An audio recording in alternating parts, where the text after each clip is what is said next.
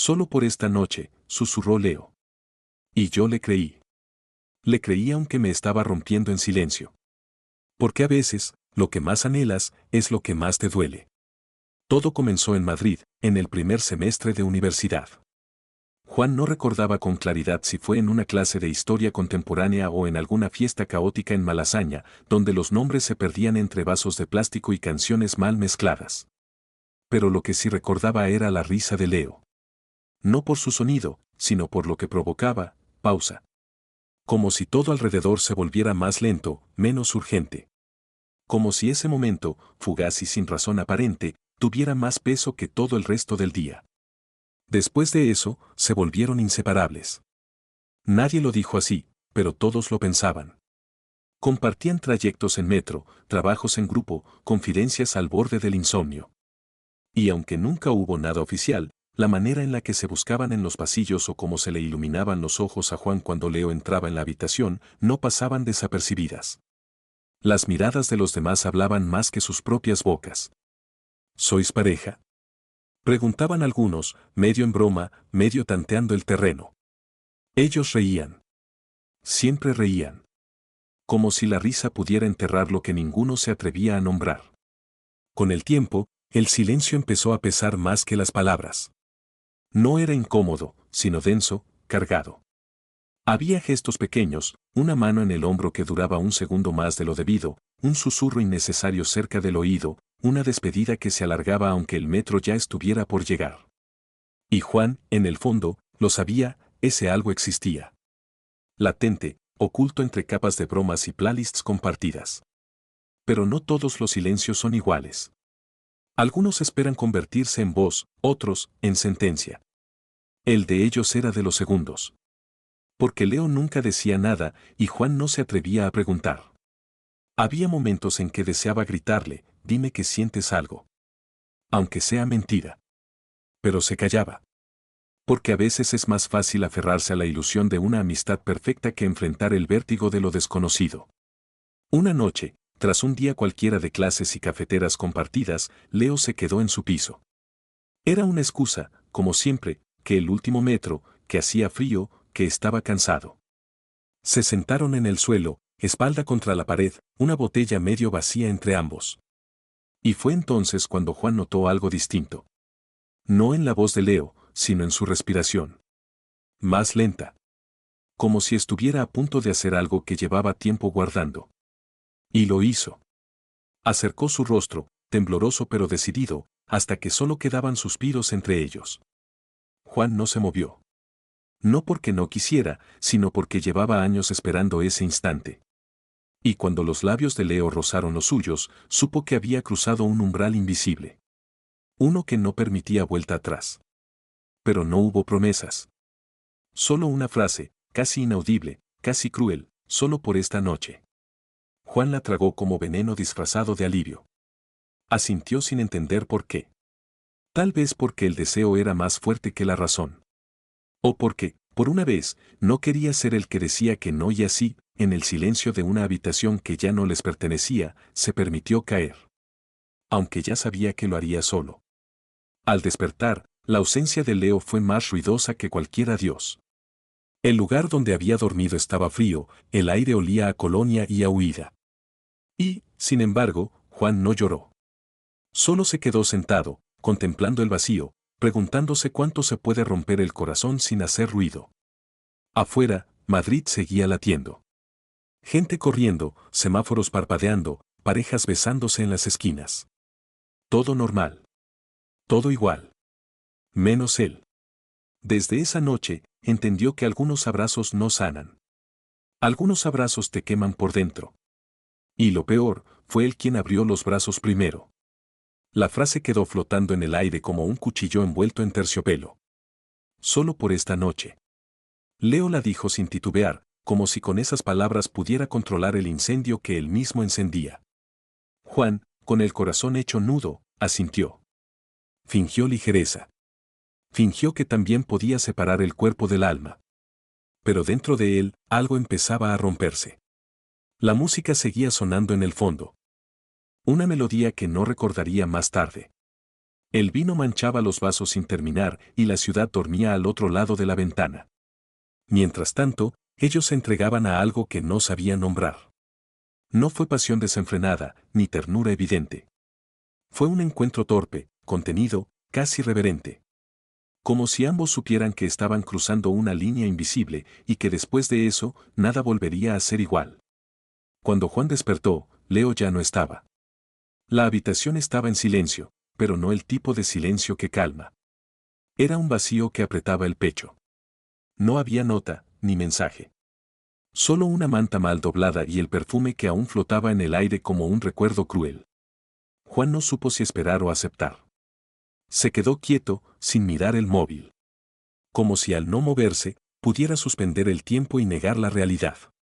Pero el tiempo nunca se detiene. Pasaron las horas. Luego los días. Sin llamadas, sin memes compartidos, sin ese tú bien, que solía llegar con puntualidad irritante. La rutina siguió su curso, pero algo se había desplazado en su eje. En los pasillos de la facultad, Juan lo veía de lejos, riendo con los de siempre, como si nada hubiera cambiado. Como si la noche que lo había desarmado por dentro no hubiese existido jamás. Cuando por fin recibió un mensaje de Leo, 3 días después, no hablaba de aquella noche. Ni una palabra sobre lo que compartieron, ni sobre la huida. Solo una excusa insípida, que tenía turno temprano, que se había tenido que ir. Juan contestó con un todo bien automático. Otra mentira que tragó sin hacer ruido. Los siguientes encuentros fueron en grupo. Clases, fiestas, terrazas llenas de risas fingidas. Leo seguía comportándose como siempre, bromas, guiños, golpes suaves en el brazo. Pero Juan notaba la diferencia. No en los gestos, sino en la mirada. Había una sombra en los ojos de Leo, una especie de culpa mal enterrada. Una verdad que se asomaba pero nunca salía del todo. Juan intentó sostener la máscara. Sonreía, reía en los momentos correctos. Pero por dentro, se iba quedando sin aire. Cada gesto familiar dolía como un recordatorio. No podía preguntarle frente a todos, ¿por qué me tocaste como si fuera tuyo, y ahora finges que somos desconocidos? No dijo nada.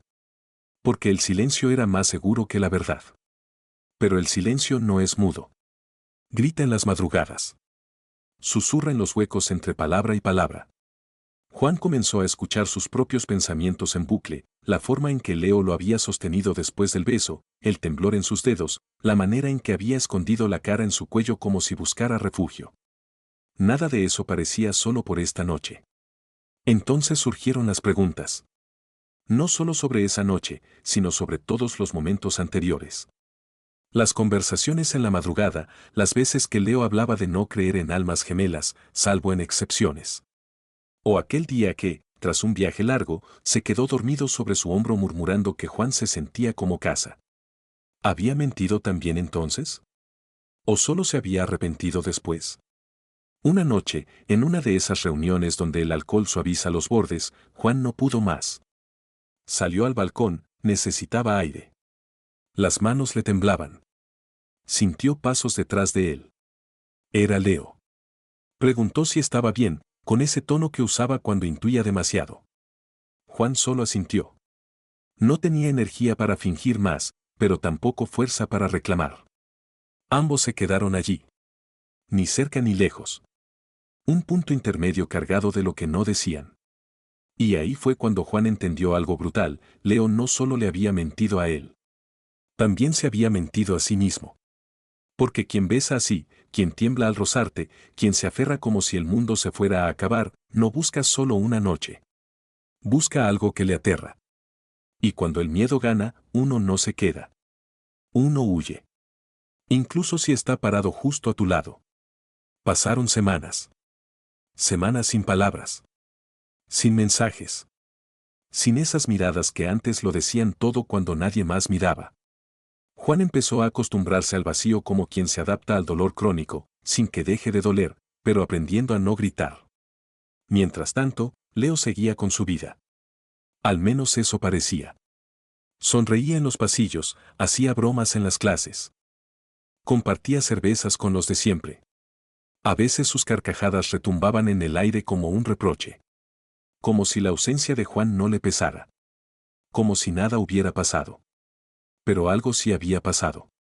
Juan lo sentía en el cuerpo, en la espalda tensa al verlo entrar en una habitación, en los dedos que se cerraban sobre el móvil cada vez que llegaba una notificación que no era suya. Era como ver una casa que arde en llamas y saber que nadie más la ve, que para el resto todo sigue igual. Intentó volver a acercarse. Una conversación casual durante una clase, un comentario sobre un proyecto en común, una mueca que fingía ser risa. Pero cada intento rebotaba contra una pared invisible. Leo se mostraba amable, incluso atento, pero nunca disponible. Cada gesto suyo era exacto, medido, diseñado para no comprometer nada. Y esa frialdad disfrazada de cortesía dolía más que el silencio. Juan comenzó a preguntarse si lo que vivieron aquella noche no fue más que un acto de cobardía por parte de Leo. Una escapatoria emocional, un escondite en medio del caos. Empezó a sospechar que no lo habían buscado por amor, sino por miedo. No porque Leo quisiera tenerlo, sino porque no quería estar solo. Y eso pesaba más que cualquier rechazo. Una noche, lo vio reír con alguien más. Una sonrisa amplia, una complicidad evidente, un leve toque en el brazo. Juan se quedó inmóvil. No era celos lo que sentía. Era otra cosa, más punzante, la sensación de haber sido reemplazado en un papel que jamás le ofrecieron oficialmente, pero que había interpretado con todo el alma. Volvió a casa cargando un silencio más denso que nunca. No por lo que había visto, sino por lo que eso confirmaba, que él nunca fue el destino, solo una parada temporal. Días después, recibió un mensaje de Leo. Escueto. Inesperado. Quería pasar a verlo. Juan dudó, pero aceptó. Cuando Leo apareció, algo en él se notaba distinto. No era su apariencia, sino su forma de moverse, como si cargara con algo que por fin ya no podía ocultar. Juan no le dio rodeos. Le preguntó qué estaba haciendo. ¿Por qué lo había buscado? ¿Por qué ahora? ¿Por qué después de tanto tiempo jugando al fantasma?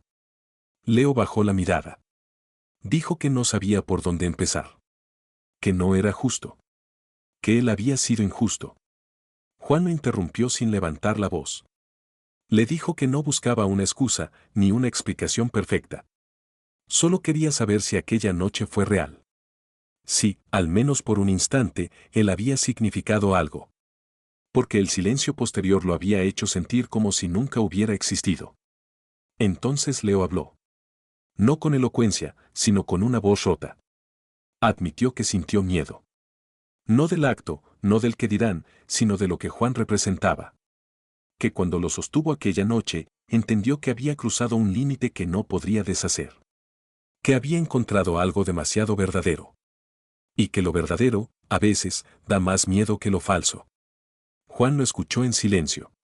No porque no quisiera gritarle, sino porque ya no tenía fuerza para hacerlo. A esas alturas, las palabras eran menos importantes que los hechos. Y los hechos mostraban a un Leo que primero se acercaba, luego se asustaba y finalmente huía. Esa noche no resolvió nada.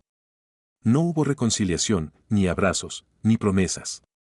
Solo dos personas sentadas en extremos opuestos de una verdad compartida. Pero por primera vez, Leo no huyó al sentirse expuesto. Se quedó. Con la culpa, con la vergüenza, con el miedo. Y eso, por mínimo que fuera, era algo nuevo. Juan no sabía si eso bastaba. No sabía si podía reconstruirse algo con tan poco. Pero al menos ahora tenía una certeza, no estaba loco. No se lo había inventado. No fue solo por una noche. Fue real. Doloroso, confuso, incompleto. Pero real. No fue una disculpa lo que trajo Leo de vuelta. No pidió perdón. No justificó su ausencia ni adornó sus palabras con explicaciones vacías. Solo dijo que ya no quería seguir huyendo. Que estaba cansado de esconderse detrás de frases seguras, de fingir que todo estaba bien cuando lo único que sentía era vértigo. Juan lo escuchó con la calma de quien ya ha sufrido tanto que nada lo toma por sorpresa. No lo interrumpió. No lo suavizó. Cuando Leo terminó, le dijo que si realmente no quería huir, debía hacerlo con claridad. Que no bastaba con quedarse, tenía que decir por qué. Y sobre todo, tenía que admitir que aquello que compartieron no fue un error ni un impulso. Fue algo más. Leo asintió. Por primera vez, sin tartamudeos. Admitió que lo que sintió esa noche no terminó al amanecer. Que lo llevó consigo en silencio, día tras día, esperando que desapareciera. Pero no lo hizo. Al contrario. Se volvió más nítido. Más insoportable. Y así, entre palabras que no buscaban redención sino verdad, dejaron de evitarse. No hablaron de volver. No pusieron nombres a lo que estaban construyendo. Pero algo cambió. No en los gestos grandes, sino en los pequeños. Leo empezó a quedarse. No por cortesía, sino por elección. Llegaba sin pretextos, sin relojes marcando el tiempo límite. Se sentaba cerca, como quien ya no teme ser visto. Juan también bajó la guardia. Poco a poco. Permitió que el contacto regresara, que las manos se encontraran sin temblar, que los silencios ya no fueran espacios de sospecha, sino de presencia compartida. Había momentos en que ni siquiera hablaban, pero eso ya no los alejaba. Al contrario, los sostenía. Compartieron tardes enteras sin necesidad de llenar los huecos con frases. Leo se permitía tocar sin esconder la intención. Una mano sobre la rodilla, un roce leve al pasarle algo, un hombro que se inclinaba hasta quedarse. Juan notaba esos gestos, pero no los analizaba.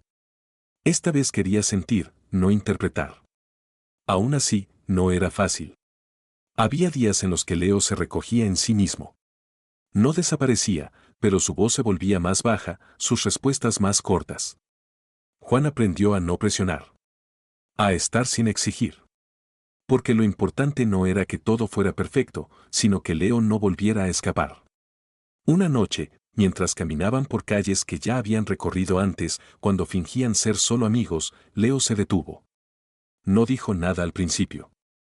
Luego, casi en un susurro, preguntó si Juan recordaba lo que le dijo aquella vez, solo por esta noche.